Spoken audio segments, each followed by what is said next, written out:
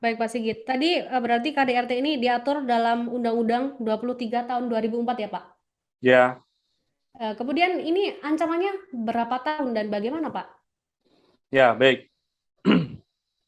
Dalam bab 3 itu diatur mengenai dalam pasal 44 sampai dengan 53, Mbak Milani, Ya.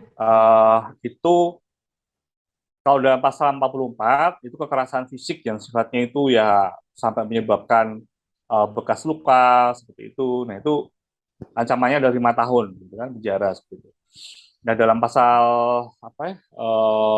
Selanjutnya dalam pasal 53 kalau salah nanti bisa searching itu kekerasan fisik yang sampai menyebabkan luka berat yang harus dirawat di rumah sakit atau bahkan sampai cacat itu hukumannya sampai 10 tahun penjara, Mbak Gani. Hmm. Baik. Berarti ancamannya bisa 10 tahun, maksimal 10 tahun atau 15 Ya, tahun Pak Sigit? maksimal 10 tahun itu Hmm. yang sampai dengan kekerasan yang sakit berat tadi. Baik.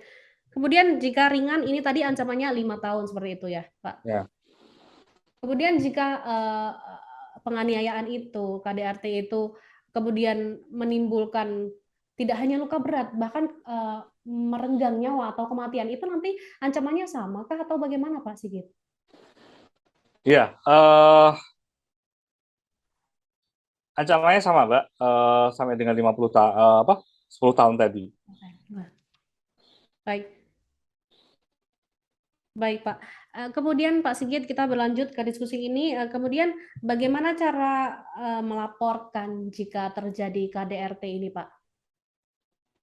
Ya, gini, Mbak.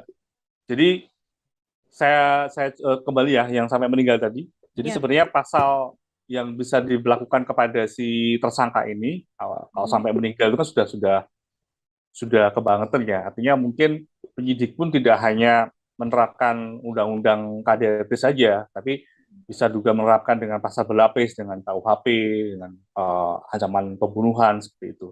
Karena eh, sekali lagi undang-undang penghapusan kekerasan dalam rumah tangga ini kan sifatnya sebenarnya adalah delik aduan dan Ya. semangatnya adalah semangat untuk pencegahan gitu Mbak, pencegahan dan pemulihan seperti itu. Namun kalau sudah sampai apa ya hasil visum itu lukanya sampai luka berat bahkan sampai cacat atau meninggal dunia bahkan, nah, tentunya penyidikan tidak hanya menerapkan dengan undang-undang KDRT, tapi juga bisa dengan undang KUHP, dengan pasal 338 atau pembunuhan seperti itu. Atau pasal 351 ayat 3 penganiayaan yang sampai dengan menyebabkan kematian seperti itu. Mhm. Untuk korban yang akan melaporkan tentang terjadinya dugaan tindak pidana kekerasan dalam rumah tangga, itu pemerintah kota atau kabupaten itu sudah membentuk Mbak di masing-masing kota kabupaten itu yaitu UPTD di bidang perlindungan perempuan dan anak PPA seperti itu.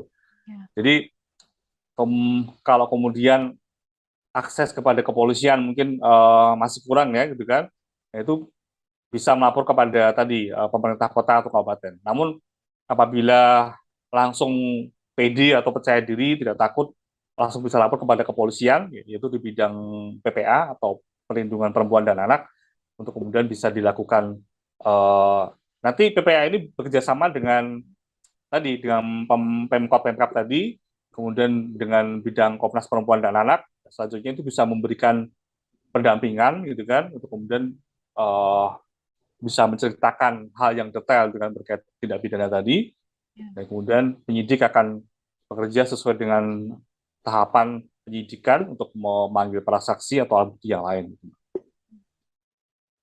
Baik, jika memang bisa dilaporkan tadi di PPA, kemudian bisa langsung dilaporkan ke Ya, polisian. Bukti apa yang harus kita bawa, Pak, jika kita melaporkan? baik. Jadi untuk proses penyidikan oleh kepolisian itu tetap sesuai dengan mekanisme dalam Kitab Undang-Undang Hukum Acara Pidana, Mbak, KUHAP. Nah, dalam pasal 184 KUHAP ini kan ada 5 alat bukti, yaitu keterangan saksi, keterangan ahli, kemudian bukti surat, kemudian ada petunjuk, dan yang kelima adalah keterangan terdakwa. Artinya, karena masih di tingkat penyidikan, itu penyidik setidaknya akan mencari 2 alat bukti, gitu, Mbak. Nah, biasanya mungkin karena ini berkait dengan kekerasan fisik mungkin ya yang kebanyakan di lapangan, itu kepolisian akan memeriksa saksi-saksi dulu yang melihat kejadian atau mendengar, atau dari korban sendiri akan ditanya mengenai apa saja runutannya, kronologinya. Kemudian saksi yang melihat, misalkan dalam konteks Mbak Lesti tadi kan ada asisten rumah tangganya, atau mungkin ada staf karyawannya yang bekerja di bidang entertainnya tadi. Nah, kemudian mungkin nanti hasil apa ada visum juga ya, karena berkait kekerasan kan kepolisian biasanya memerlukan keterangan dari dokter untuk kemudian bisa melihat rekam medisnya gitu kan, untuk tertuang dalam visum tadi, visum et repertum. Nah, ini akan bisa sebagai pegangan bagi penyidik. Nah, kekerasannya ini akan sejauh mana gitu kan? Apakah kategorinya ringan, apakah sedang, apakah berat? Gitu. Nah, itu bisa dilihat dari hasil visum et repertum tadi dari dokter yang bersangkutan. Baik, baik Pak Sigit. Terima kasih sudah nonton. Jangan lupa like, subscribe, dan share ya.